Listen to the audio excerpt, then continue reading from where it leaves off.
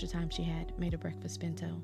She hadn't had much of an appetite lately and opted on a piece of toast and some fruit. When finished, she put on her mask and body flickered to the Hokage's office to relieve Hawk. Anything of note to report? No, everything has been quiet on this end and exceedingly boring.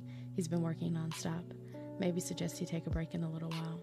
Your name refrained from asking Hawk if he was sure he didn't want to report anything, like the fact he'd allowed the Hokage to sneak away from him last night, but decided to let it go.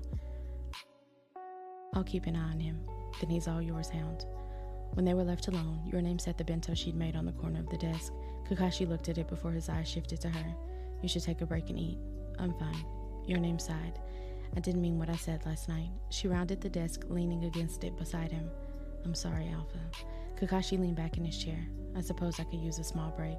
She smiled under her mask. Kakashi pulled her onto his lap and her smile turned into a glare.